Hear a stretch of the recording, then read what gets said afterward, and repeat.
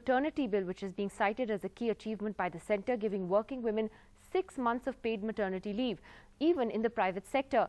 But now many startup companies have expressed concerns that this could impact their hiring policy. A new survey shows that almost a third of those surveyed will prefer hiring male employees instead. 3 years ago, Sairi started SheRose, a platform offering career opportunities for women. In a country where barely 9% of startup founders are women and less than 5% of the startup workforce comprises women, they are still struggling to find a place.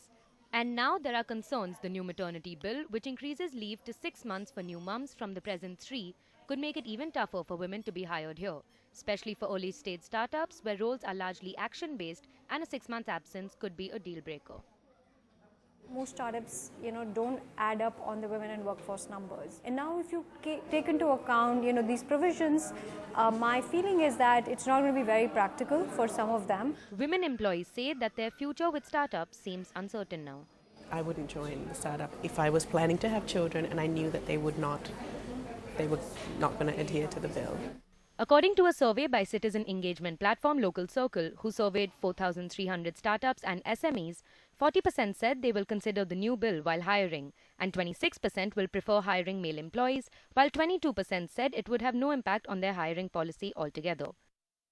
Cash and productivity concerns could impact hiring decisions. Some, however, still seem hopeful.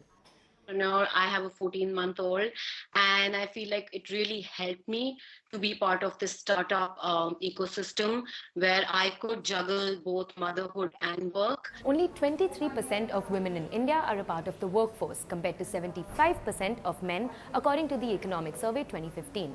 And while the new maternity bill is a positive policy for several working women in India, it might end up reducing female participation in startups, which will make it all the more difficult for the ecosystem to shatter that glass ceiling. In New Delhi with camera person Mohammad Mursaleen, Riyal Meda, NDTV. Well, joining us on the program tonight, we have with us Upasana Taku, who's the co-founder of MobiKwik. Amy Kasman of the Financial Times is here. Also with us, Ranjana Kumari, the Director for Centre for Social Research. We'll also be joined by Shaina NC of the BJP in just a little while from now. Upasana, let me ask you first. I believe you're a new mother yourself, and you've also expressed some concerns about the impact of this bill and the fallout of this. Can you explain why, what those concerns are and why? Yeah, so two things, first, as a career woman and a young mother myself, and from the point of view of a woman, I'm a huge proponent that women must pursue their careers and always be financially independent. Now, from that point of view, I think this is counterproductive, because as it is in India, many women drop off the workforce after getting married or after their pregnancy. And as a mom, I can tell you that whether it is 12 weeks later or whether it is 5 months later or 6 months later, motherhood is a lifelong, pursuit, and I have to figure out my childcare options.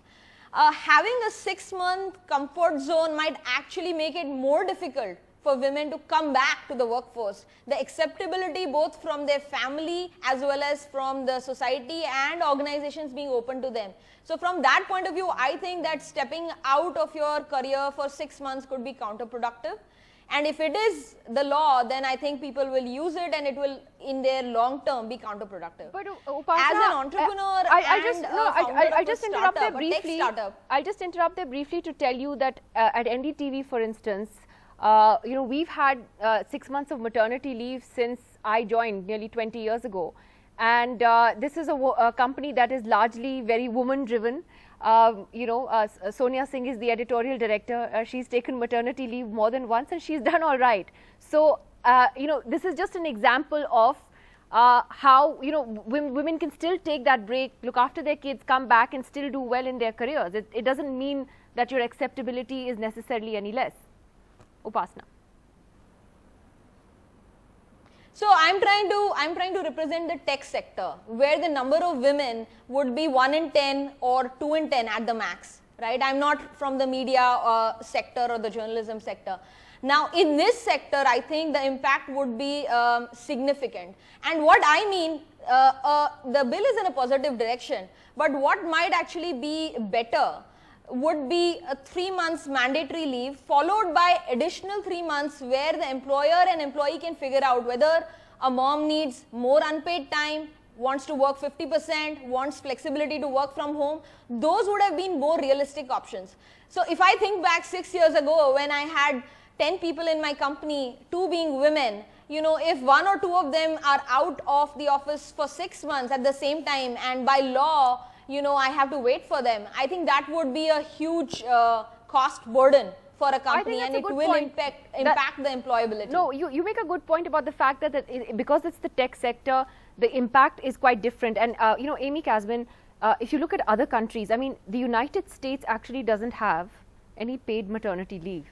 My best friend lives there, and I remember how she had to struggle when her kids were born. Right. I mean, she had to get back to work within weeks. It's not even a question of months. Do you see this legislation as progressive or something else? So it's true what you mentioned in the United States, which in my opinion, it's one of the most regressive laws for maternity leave for any advanced economy. It gives, basically, you get, I think, 6 or possibly 12 weeks of leave on disability, and then you can negotiate with your company for some additional unpaid leave. I was lucky enough when my daughter was born 5 years ago to benefit from the fact that I'm an employee of a British newspaper, and I was able to have a longer, officially I had a 5-month maternity leave. In terms of what Upasana was saying, I do think India has one of the lowest female labor force participation rates in the world, aside from Middle Eastern countries. And one of the really big economic challenges facing India is how to figure out how to get more women into the workforce, into paid employment, which means helping them balance out the pressures of raising a family as well as fulfilling job demands.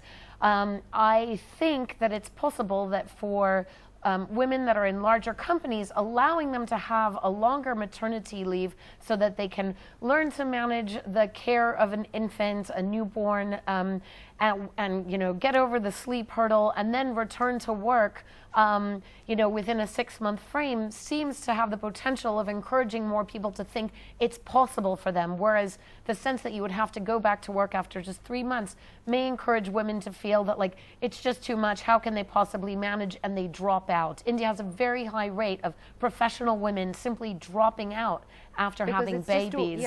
And that's really one of the reasons why it's less wealthy than compared to, say, Southeast Asian countries, which have a much higher rate of female labor force participation. And that's, like you said, that's true for bigger companies. Ranjana Kumari, though, the challenge is for smaller companies, for the, as Upasana was talking about, for the tech sector, where you have very few women anyway. And you can see from this survey that startups are very nervous. I mean, if a third of them are admitting in this survey that they would rather hire men, because for them the cost benefit is completely different. Ranjana. Well, Nidhi, we did a very extensive research on this whole issue for Government of India and for National Commission for Women, and I can tell you the conclusions that already the 3-month leave was difficult enough. People were not hiring women who were pregnant. People were not giving leave and making all kinds of excuse and driving women out of the job, not giving them promotion, not giving them any kind of increase in the salary when they came back. The job was not kept secured. So all these issues were already there. But this law is incomplete. The law is incomplete because childcare burden is put totally on women and giving them 6 months leave. We had recommended that there should be a paternity leave, and that paternity leave should be mandatory. You have to take that leave. You cannot make a choice. Every man who has a baby has to take that leave, and then only the whole perspective will change. That child rearing is not just women's job. Women are not doing it just for themselves. And that's one thing. And second thing about the industry, I think bigger challenges and bigger issue is the 10% decline in the work participation rate in last 1 decade. We have 10% women who have dropped out of the workforce, and we are really going down. And I think one of your panelists really made a very right comment that India is the lowest in terms of women in the workforce. So I feel that the bigger challenge is that more competent women, much more experts and experienced women will drop out of the job market. So tech industry is going to lose out on it a lot, because a lot of these experts will drop out because they will not get the maternity leave, and they will not get the job security, they will not get any kind of promotion. So they would walk out of the job. And in that sense, they're going to be a bigger loser. Already an industry which hardly encourages women to join in, which hardly has women, should not. And startups are supposed to create a new, advanced, new India ecosystems. Why are they not able to do that? They have to accept that, and men and women both struggle. I think a lot given of the them leave, struggle, so and that men are also equally I'm going to ask Upasana about that. I'm going to ask Upasana about that. But Shaina, because this is a since this is a bill that the Prime Minister has certainly spoken about himself in his last Mann Ki Baat as well, and certainly many have seen this as a progressive bill. How do you look at these concerns that are being raised, which may be genuine concerns, that in certain sectors, in certain professions, this is going to discourage employers from hiring women? This could backfire. Nidhi, firstly, So the I don't think technology it is sector is necessarily not the just only about the place tech sector. Just asking where Shaina. So women as an example, Just one sec. Sorry, just asking Shaina. I'll come to you after that. Yeah, Shaina, go ahead.